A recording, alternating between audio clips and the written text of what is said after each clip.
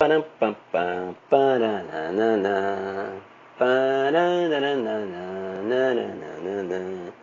Fala, galerinha, tudo bem com vocês? É isso aí, galerinha. Vamos aqui mais um Biocast ou podcast Amantes da Biologia. Hoje nós vamos comentar, vamos fazer um geralzão aqui sobre parasitoses. Galerinha, é o seguinte, não tem por onde fugir. Vamos colocar 10% das questões, tá bom, né? Do Enem, principalmente, são questões relacionadas a parasitoses. Mas, galerinha, para fazer um geralzão, é muita coisa, né? Por isso o nome é geralzão. A gente precisa destacar o que seria mais importante. Vamos tentar colocar coisas aqui que poderiam ser abordadas no Enem ou vestibular, certinho?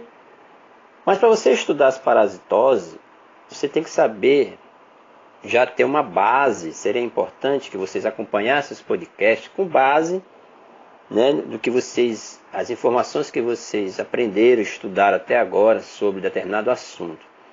Lembrando que para se estudar com podcast, é importante que quando você esteja em casa, acessem a internet junto ao seu PC com o Google Imagem, justamente porque é podcast.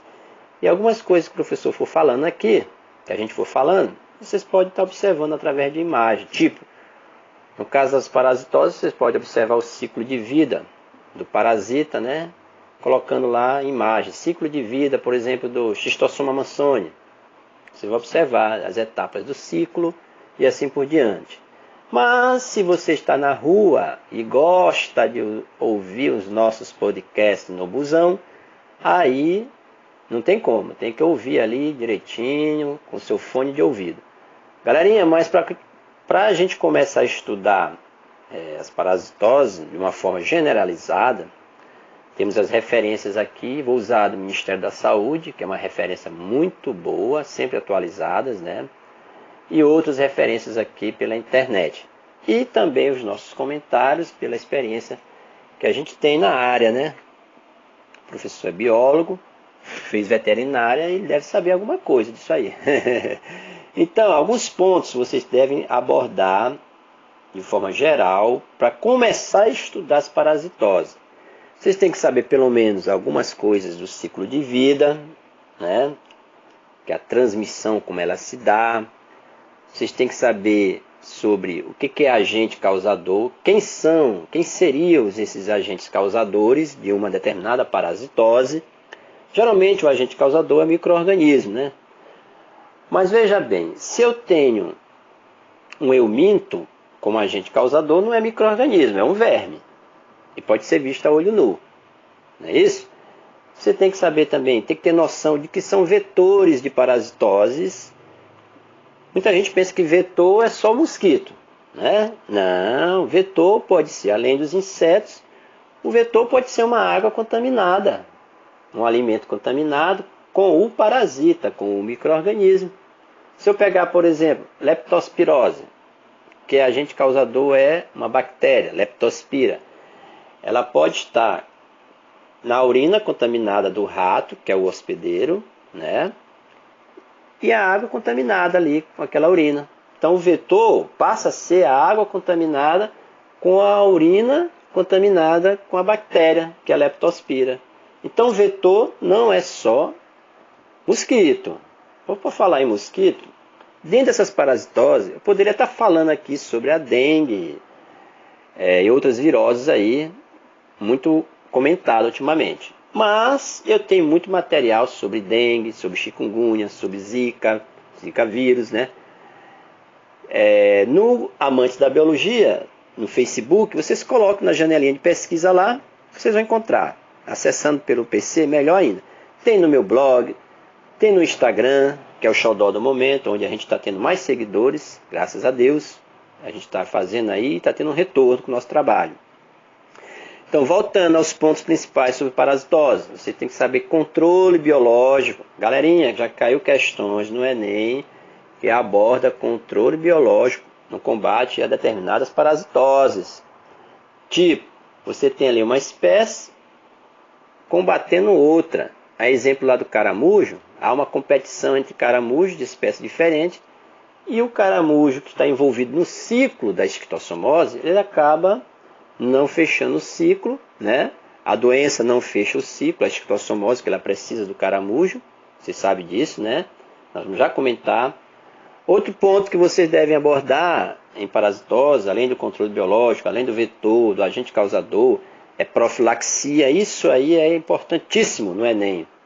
Os cuidados, prevenção, até a profilaxia pós-infecção. Muita gente fala em profilaxia, pensa que é só a precaução, para evitar que aconteça. Falando em profilaxia, esse controle biológico poderia entrar como profilaxia, o combate ao caramujo, né? Mas existe a profilaxia pós-infecção. A pessoa já está doente, já está com a esquistossomose. E aí? A pessoa já está com a AIDS. Existe a profilaxia com relação à AIDS, que também não deixa de ser parasitose, que é a virose. Profilaxia pós-infecção. Dê uma olhada nisso aí também. Muita gente pensa que só tem profilaxia para evitar. Outra coisa que você deve saber quando for estudar parasitose. Já ouviram falar de espécies invasoras?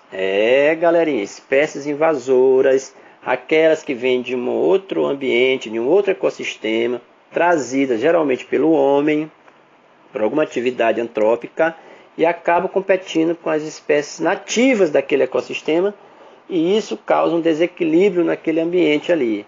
As espécies invasoras também devem ser estudadas.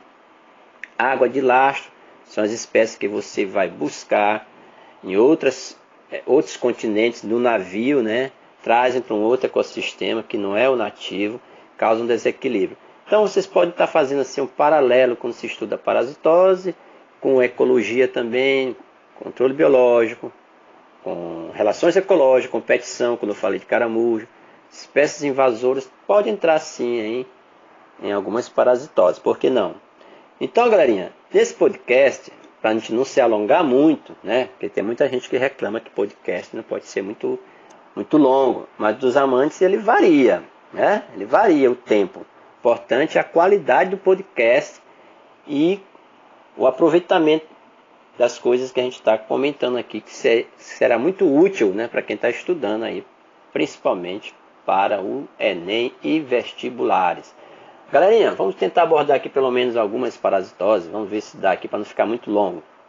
Olha, a esquistossomose, muita gente conhece como barriga d'água, mas também ela é chamada de doença do caramujo, certo?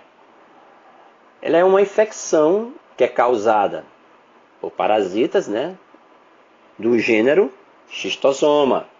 Xistossoma. Agora, o que muita gente não sabe é que existe pelo menos 6 espécies de Schistosoma com esse mesmo gênero. Além do Mansoni, que é o que a gente vai comentar mais aqui, tem o Schistosoma hematobium, o intercalatum, o japonicum, o japonico, né? O malaensis, o meconge. Então, são várias espécies de Schistosoma. Agora aqui nós vamos abordar mais, claro, que é o Schistosoma mansoni, né? Já que essas outras espécies, elas não estão presentes no continente americano, só o mansoni. Ao detalhe, anotem. A única que está presente, identificada no continente americano é a mansoni. Anotem, galerinha. Então, o verme, olha lá, o que é o causador? É um verme, não é um micro-organismo. O verme causador da esquistossomose, no Brasil, é o Schistosoma mansoni. Então, se a gente for classificar esse verme, é um euminto, né? Euminto é verme. Qual é a classe que ele pertence? Lá dentro do filo, Plateumintos, é a trematoda. Família Schistosomatidae. E o gênero Schistosoma. Aí vem taxonomia, né, que vocês já devem ter estudado, né? Quem está ainda na vida escolar está fresquinho na cabeça aí. Taxonomia, show de bola essa aula, muito bacana, todo mundo conhece. Então, galera, segundo dados do Ministério da Saúde, estima-se que cerca de 200 milhões de pessoas em todo o mundo estejam infectadas pelo Schistosoma mansoni. Ele é encontrado em 54 países da África, Ásia e América do Sul. Certo? Nas Américas, registra-se área endêmica na Venezuela, nas ilhas do Caribe e no Brasil. Endêmica é que é onde está ocorrendo determinados casos. A gente chama de área endêmica. Tá? No Brasil, estima-se que aproximadamente 25 milhões de pessoas está sob o risco de contrair a doença. E que até 6 milhões já se encontram infectadas. Bom, no Brasil, onde é que ela é endêmica? Onde é que ela tem foco?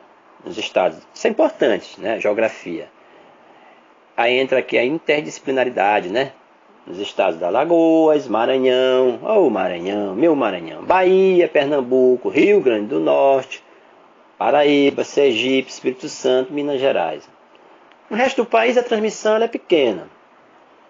Não atinge grandes áreas, certo? Galerinha, vou chamar atenção agora para o ciclo da esquistossomose, certo? Que é importante. Nós vamos abordar aqui no podcast o que é importante para vocês entenderem. Olha, o Schistosoma mansoni ele é um parasita que apresenta um hospedeiro intermediário, o caramujo, e um hospedeiro definitivo, que é o ser humano, certo? Um hospedeiro intermediário, que é o caramujo, e um hospedeiro definitivo, que é o ser humano, certo? Bom, como é que se dá esse ciclo no ser humano, por exemplo, o ser humano contaminado? Veja bem, o Schistosoma mansoni, o adulto, que é o verme adulto, ele vive nas veias mesentéricas. Galerinha, quando falar mesentérica, lembra de intestino. Entero é intestino. Lembra lá? A gastrulação. Então, as veias mesentéricas, certo? São as veias que são responsáveis por drenar o sangue dos intestinos, que são ricos em alimentos digeridos, né? E levá-los para o fígado. Então, toda vez que vocês ouvirem falar em ciclo da esquistossomose, pensem em veias mesentéricas, ou seja, intestino, e pensem em fígado. Essa informação é importante para vocês entenderem os sintomas da esquistossomose, certo? Olha, continuando aqui. Estando hospedado nas veias, o parasita, quem? O Schistosoma mansoni, ele vai produzir milhares de ovos, galerinha, que consegue atravessar as paredes dos vasos sanguíneos, né, em direção aos intestinos. Beleza? Então, sendo assim, eliminados nas fezes. Veja bem, a partir daí, duas condições se fazem necessárias para a continuação do ciclo. Vamos lá. A primeira é o contato dos ovos. Olha o detalhe importante.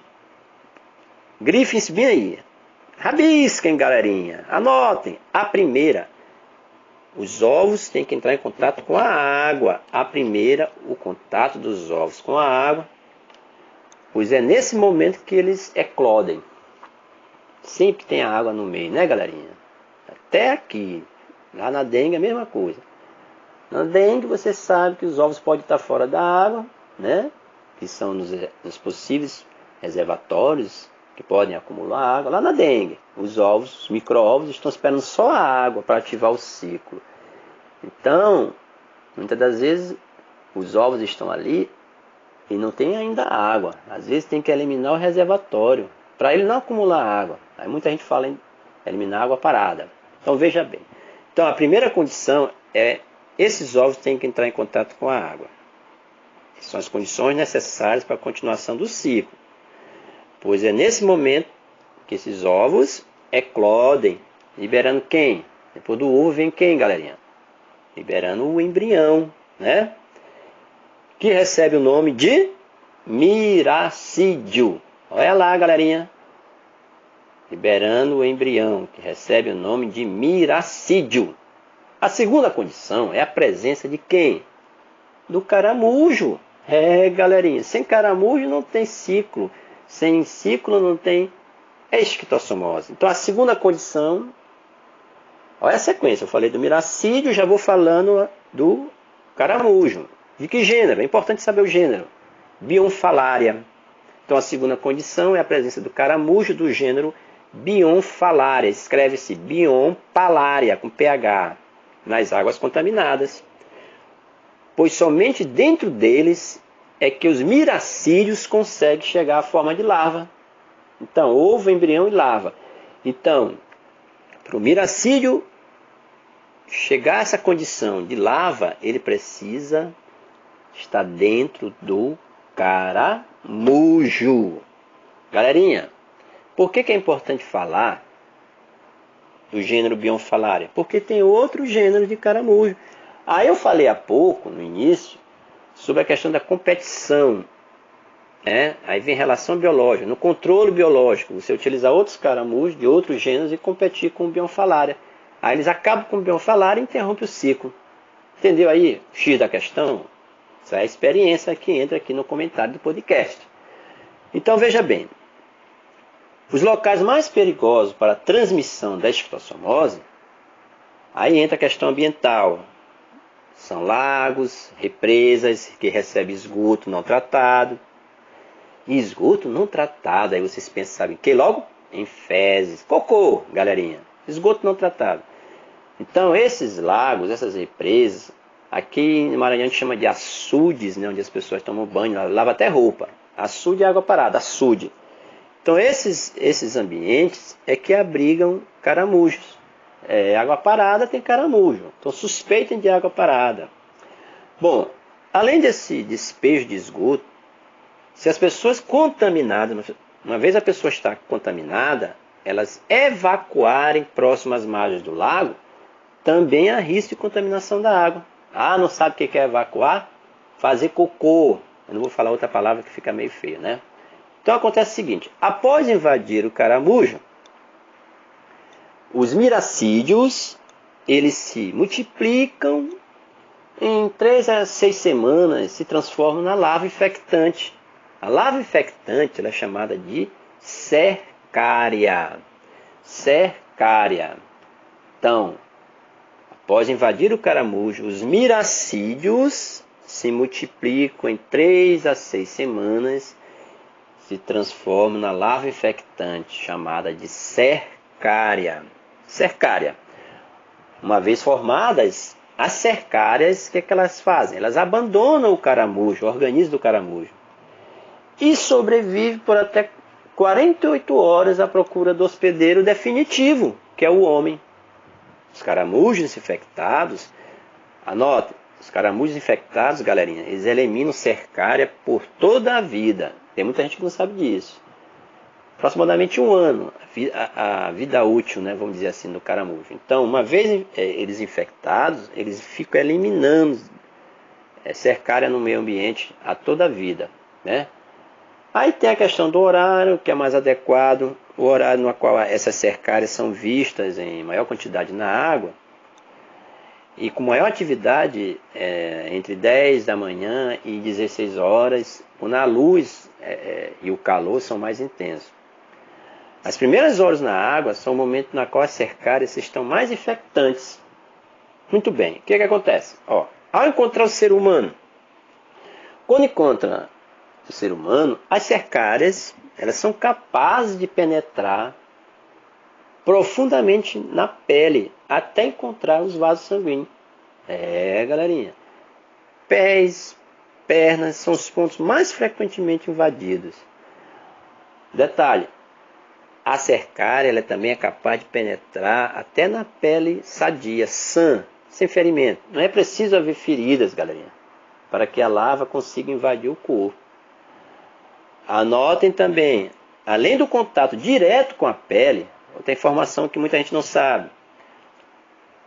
A ingestão de água contaminada também, galerinha, com cercárias, é uma via de contaminação pelo Schistosoma mansoni. Então, anotem. Além do contato direto com a pele, a ingestão de água contaminada com cercárias também é uma via de contaminação. Pode cair em prova isso aí. Eles elaboram uma questão e colocam lá várias alternativas e botam uma mais completa que a outra, falando de via de contaminação além da pele intacta, através da pele e também pela ingestão de água. Então pode confundir. Então, ingestão também da água contaminada com cercárias é uma via de contaminação. Então estas duas são as únicas vias de contaminação do homem, certo? Olha, galerinha, o contato direto com fezes contaminadas não é capaz de transmitir a esquistossomose. Alguém sabe por quê? Contato direto com fezes contaminadas não é capaz de transmitir a esquistossomose. Por que será, galerinha? Falei há pouco. O ovo, ou os micro-ovos, eles precisam da água para liberar o miracídio, certo? Que por sua vez precisa de quem? Do caramujo, para se transformar na larva infectante. Vamos repetir? O contato direto com fezes contaminadas não é capaz de transmitir a esquistossomose. O ovo precisa da água para liberar o miracídio. E o miracídio, por sua vez, precisa do caramujo para se transformar na larva infectante, que é a cercária. Bom, após penetrar na pele e encontrar sangue, a larva ela vai viajar pelas veias, passa pelo coração, dá um rolé, atinge os pulmões e por fim chega ao fígado. Eu falei há pouco, tem que lembrar do fígado. Veja bem, durante esse passeio, esse tour, né, que essa larva faz, que dura vários dias, as cercárias elas sofrem nova transformação, né? Então, no organismo do homem, elas passam a ser chamadas de, anotem, esquistossomulus, com 2 S circunflexo e com U, esquistossomulus. Então, as cercárias, elas, no organismo do homem, elas sofrem uma nova transformação, sendo chamadas de esquistossomulus. Anotem, isso é importante. Então, no fígado, os esquistossomulus finalmente atingem a maturidade. Galerinha. Sendo agora as formas adultas, macho e fêmeas, capazes de se acasalarem. Observe que aqui há dimorfismo sexual, certo? Macho e fêmea. Existe o esquistossomo macho e o esquistossomo fêmea. Dimorfismo sexual é isso. Coloque no Google Imagem. Fica até bonitinho eles acasalando, né? Um dentro do outro, muito bonitinho. Após o acasalamento, acopla, né? Macho e fêmea migram para as veias da onde? Do intestino, veias mesentéricas, onde serão depositados os ovos, reiniciando todo o ciclo, né? Que a gente acabou de comentar. Muito bem, galera. Então é importante que se tenha noção do ciclo de vida dos parasitas, para entender também a doença. O ser humano infectado pelo Schistosoma mansoni, galerinha, começa a eliminar ovos a partir de 5 semanas após a infecção. Se não tratado, o indivíduo pode permanecer eliminando ovos por até 20 anos. Galerinha. Os caramujos infectados, anote-se bem aí novamente. Os caramujos infectados eliminam cercárias por toda a vida, que eu falei há pouco. Aproximadamente 1 ano. Galerinha, o que se deve estudar também é a prevenção da esquistossomose. A gente sabe que essa suscetibilidade, que nome bonito, né? Suscetibilidade ao verme, ela é universal. Ou seja, qualquer pessoa, independente de idade, sexo, grupo étnico, que entre em contato com as cercárias pode contrair a doença. Observação importante também, não existe vacina. Galerinha, não existe vacina. Portanto, a forma ideal é a de prevenir a esquistossomose. Quer dizer, evitando contato com o parasita. Essa é a forma ideal. Então, evitar lagos, represas, né? Evitar essa contaminação, onde você tem a ideia que aquilo ali é despejo de água com esgoto não tratado. É preciso a conscientização, galerinha, da população também, né? Saneamento básico. Não se deve evacuar em áreas próximas. Saneamento básico é o grande problema do Brasil, né, galerinha? Não se deve evacuar. Fazer cocô em áreas próximas às águas, onde as pessoas se banham ou bebem. É lógico. Olha, locais de água doce parada apresentam maior risco. Lagos e represas, onde vive caramujo. Presença de caramujo, suspeito de esquistossomose. Então, se há presença de caramujo, o local é mais perigoso. Rios e riachos também pode ser locais de contaminação, mas a água corrente, ela tende a dificultar o encontro do miracídio, né, com o caramujo e também da cercária com os humanos, quando a água é corrente. Aqui no Maranhão tem uns banhos que as pessoas vão no final de semana, quando uns preferem viajar para o interior, em vez de ir à praia. A praia também aqui é contaminada. Eles preferem esses rios, né, que tem água corrente, na verdade, né? Então tem vários aqui. Então aí quando a água é corrente, tende a dificultar esse encontro das larvas com o caramujo e da larva infectante com os humanos, né? Senão não fecha o ciclo. Bom, se o contato com a água contaminada for inevitável, use calças, botas, são precauções, né? Medidas profiláticas, luvas de borracha, de preferência a horários com menos luminosidade e calor. Uma vez identificado o local de transmissão, né, da esquistossomose, aí entra as autoridades sanitárias para destruir aquele habitat das larvas e vem a vigilância, né, sanitária para fazer o diagnóstico, o tratamento precoce das pessoas infectadas, o controle biológico do caramujo ali, eliminar o caramujo. Então tudo isso são medidas profiláticas ou de precaução, né, galera? Prevenção, né? Muito bem, galerinha. A gente sabe que existe a transmissão, como é que ela se dá, né? Resumidamente, para fechar esse podcast, né, que nós já acho que abordamos muita coisa aí de esquistossomose, para um geralzão tá bacana. Então, o que foi explicado? A esquistossomose é uma doença causada por um parasita que habita os vasos sanguíneos do sistema intestinal, mesentérico, né? O que acontece? Lá, esse parasita, ele libera milhares de ovos que são eliminados nas fezes. O embrião contido nestes ovos, chamado miracídio, precisa da água para se libertar e do caramujo para se multiplicar. Grandes reservas de água doce, parada, lagos e represas, que sejam habitadas por caramujos, são os locais ideais para a proliferação da esquistossomose. Após a multiplicação dentro do caramujo, o miracídio se transforma em larva, chamada de cercária, que é a larva infectante do homem, e retorna para a água, né? Qualquer pessoa que se banhe ou beba a água, beba também a água contaminada com cercárias, pode se infectar.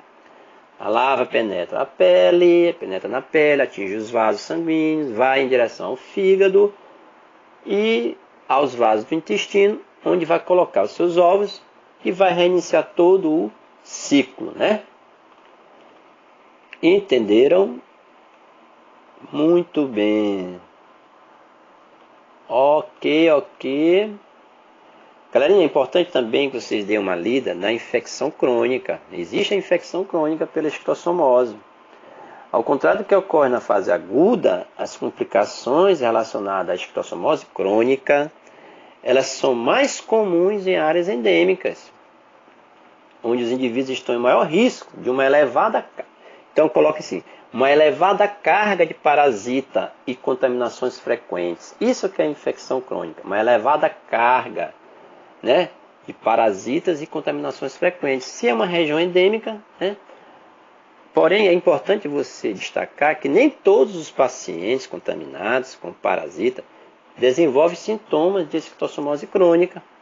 Alguns pacientes, galerinha, permanecem contaminados, eliminando ovos nas fezes, mas sem apresentar sinais da doença. Essa é a forma crônica. Muito bem, dê uma lida em forma crônica da esquistossomose. Fechadinho? Muito bem, galerinha. Galerinha, E a teníase? E a cisticercose?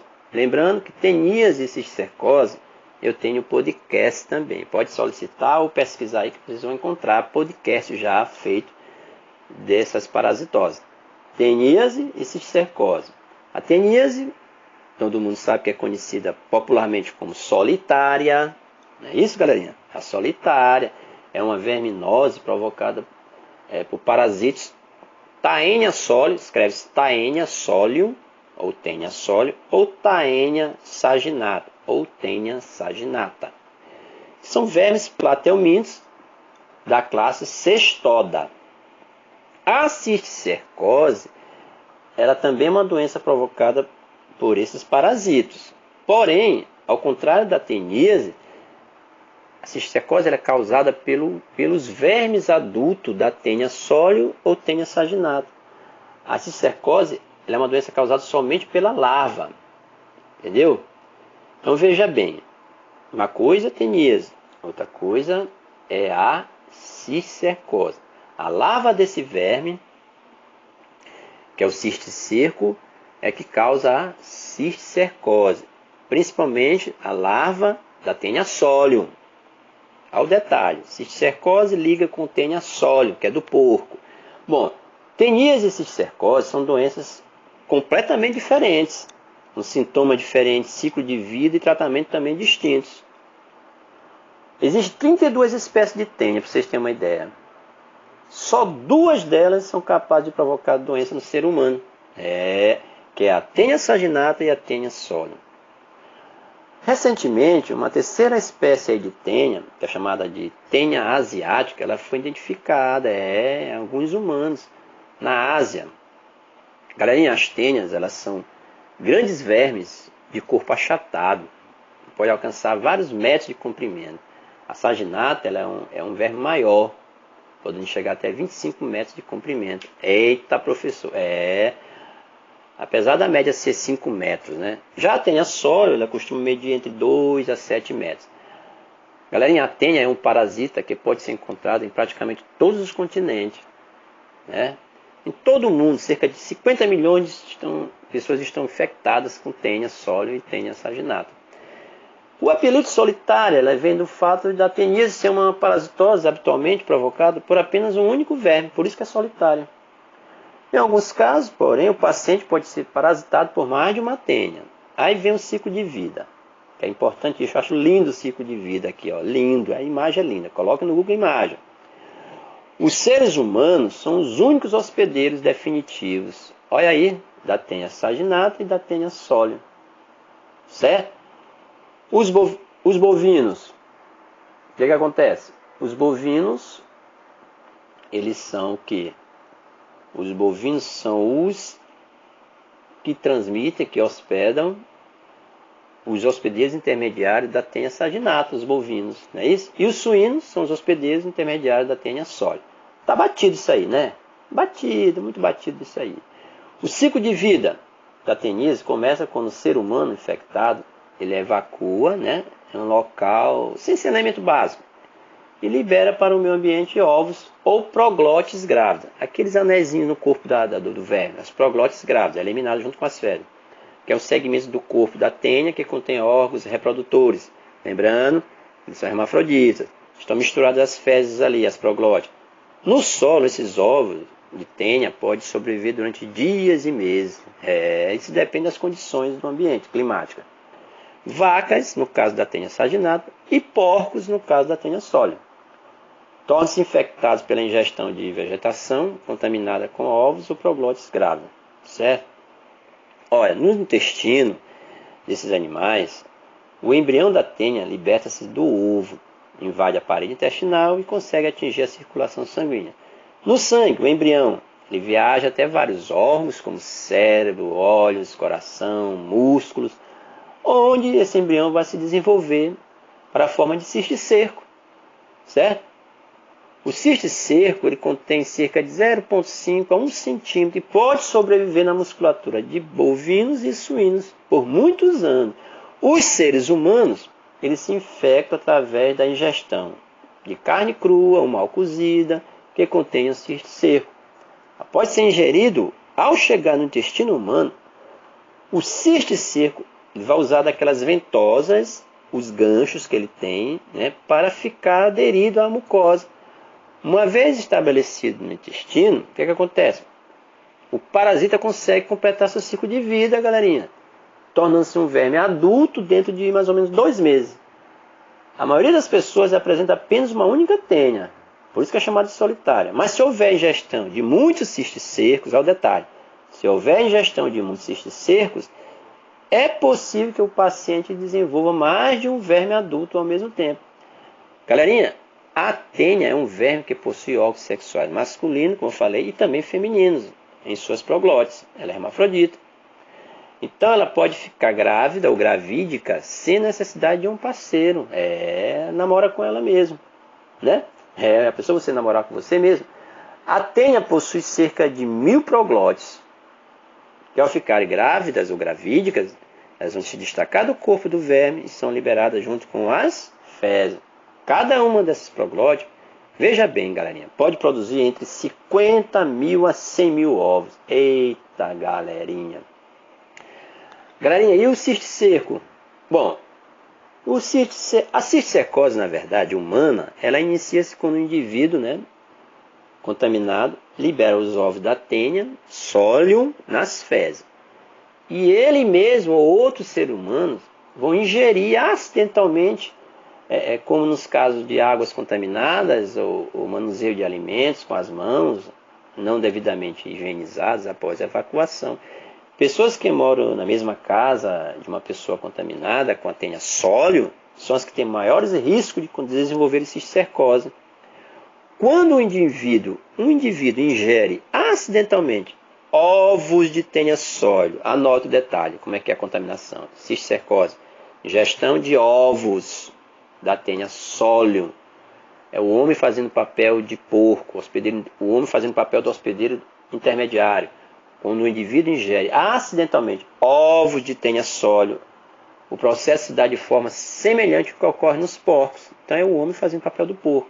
Os ovos, eles liberam o embrião do parasita, né, dentro do intestino. O mesmo cai na corrente sanguínea, espalha-se pelo corpo do paciente. Se o ovo conseguir alcançar o cérebro, um cisticerco, galerinha, irá se desenvolver neste órgão, levando a neurocisticercose. No cérebro, ela é chamada de neurocisticercose. É a forma mais grave da doença. A cisticercose ela ocorre com a ingestão de quê? De ovos da tênia sólio. O detalhe é o seguinte, os ovos da tênia saginata não conseguem se transformar em cisticerco nos humanos. Anotem aí, apenas nos bovinos. Os ovos da tênia saginata não conseguem se transformar em cisticerco nos humanos, somente nos bovinos. Então, a cisticercose humana está mais ligada à tênia sólio. A teníase ocorre por ingestão de quê? Repetindo, de carne mal passada de animais com cisticercose, seja ela por cisticerco da tênia saginata, carne de vaca, cisticerco da tênia sólio, carne de porco. A cisticercose humana não tem nada a ver com a ingestão de carne mal passada. Só ocorre se houver ingestão de quem, galerinha? Uma ingestão acidental de ovos da tênia sólio, que são liberados até nas próprias fezes humanas, né? Então tá aí. Esse é um podcast geralzão de parasitose. Compartilhem, comentem, abraços amantes da biologia.